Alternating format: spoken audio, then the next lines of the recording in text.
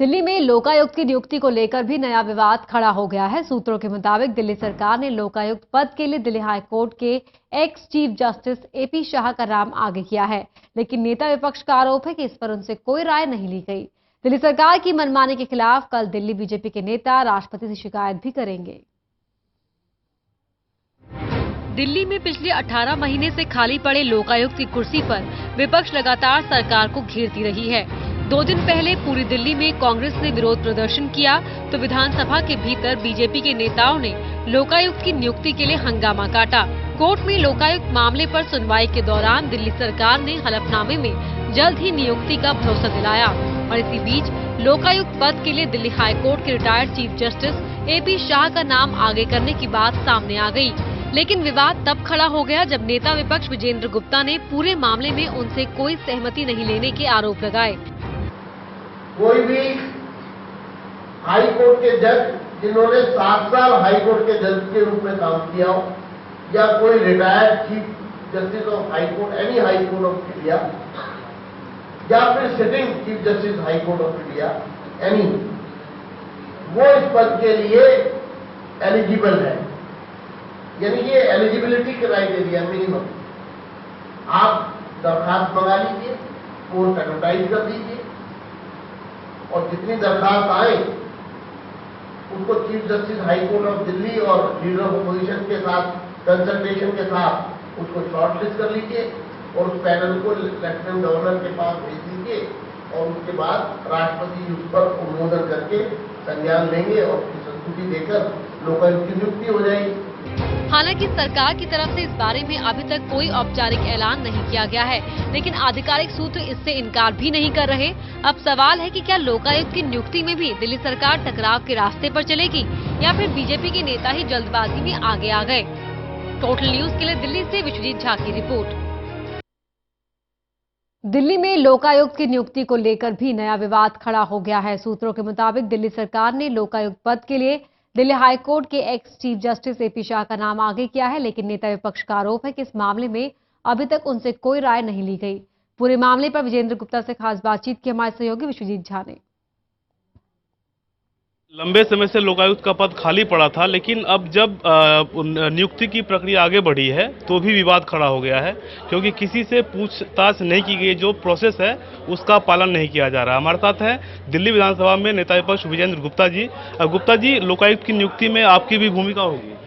देखिए, ये तो प्रक्रिया का हिस्सा है, लेकिन प्रक्रिया को अडॉप्ट किया जाना चाहिए। अभी जो हो रहा है वो उससे साफ लगता है कि सरकार की नियति नहीं है लोकायुक्त को नियुक्त किया जाए। क्या आपको कुछ पता है कि लोकायुक्त के नियुक्ति की प्रक्रिया चल रही है? मीडिया से ही जानकारी मिली है और हलफनामा जो दिया है मेरे हिसाब से तो कोर्ट को भी मिसगाइड किया जा रहा है। अभी कोई प्रक्रिया शुरू ही नहीं हुई है।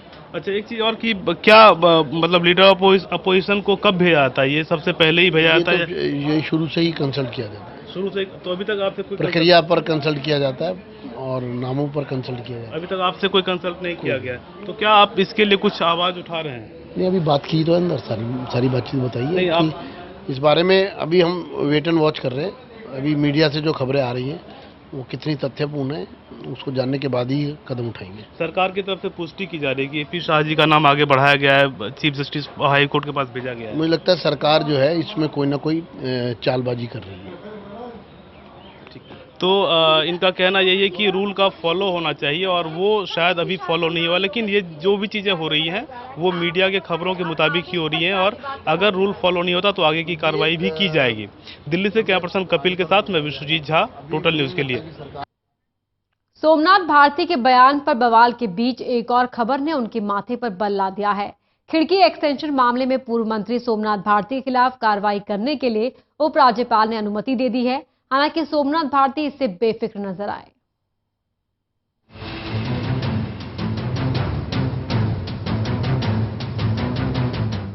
दिल्ली में आम आदमी पार्टी के विधायक सोमनाथ भारती की मुश्किलें बढ़ सकती हैं। खिड़की एक्सटेंशन मामले में दिल्ली के उपराज्यपाल ने कार्रवाई की मंजूरी दी है, यानी अब एक बार फिर से खिड़की एक्सटेंशन का मामला खुलेगा और भारती के खिलाफ जांच की जाएगी। हालांकि खुद सोमनाथ भारती ने खुद को पूरे मामले से अनजान बताया। देखिए, चूंकि मैं तो जनसेवा में हूं, अब जनसेवा में अच्छा करना तो बहुत मुश्किल काम है। जब अच्छे मार्ग पे चलूंगा तो बाहर वाले क्या घर वाले भी विरोध करेंगे आपके। अभी तो है, ओखली में सिर है, तो अब डरना क्या। हम जनसेवा कर रहे हैं, जनसेवा करते रहेंगे। कभी मेरे दामन पे किसी जन भ्रष्टाचार का दाग नहीं लगेगा, कभी किसी मेरे दामन पे किसी के अपमान का दाग नहीं लगेगा, इतना मैं गारंटी देता हूँ। इन अच्छा काम करूंगा तो कुछ ना कुछ तो लोग बोलेंगे। पिछले 49 दिनों की आम आदमी पार्टी की सरकार के दौरान उस समय दिल्ली के कानून मंत्री रहे सोमनाथ भारती ने खिड़की एक्सटेंशन में आधी रात को छापेमारी की थी। एनएचआरसी ने सोमनाथ भारती के जबरदस्ती घर में घुसकर अफ्रीकी मूल की महिलाओं के साथ बदसलूकी करने का दोषी ठहराया था। हालांकि उनकी पार्टी ने भारती को पूरे मामले पर क्लीन चिट दे दी थी और विधानसभा चुनाव में दोबारा भारती चुन करके भी आए, लेकिन बीजेपी ने मामले में कार्रवाई का स्वागत किया है। ये कहूँगा कि देर से उठा हुआ कदम है लेकिन दुरुस्त कदम है। और जो जिसका घटना हुई थी जनवरी 2014 में, पूरे देश को नीचा देखना पड़ा था। विदेशी महिलाओं के साथ जिस तरह का दुर्व्यवहार किया था और जिस तरह का एक आतंक फैलाया था एक दिल्ली सरकार के मंत्री ने, ये एक उचित कदम है और पहले होता तो ज़्यादा अच्छा होता।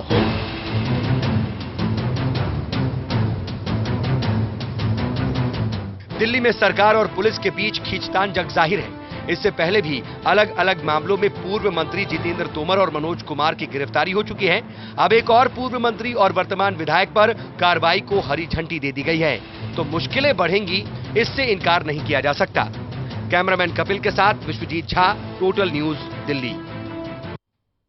और वक्त हो गया एक छोटे से ब्रेक का, फौरन लौटते हैं।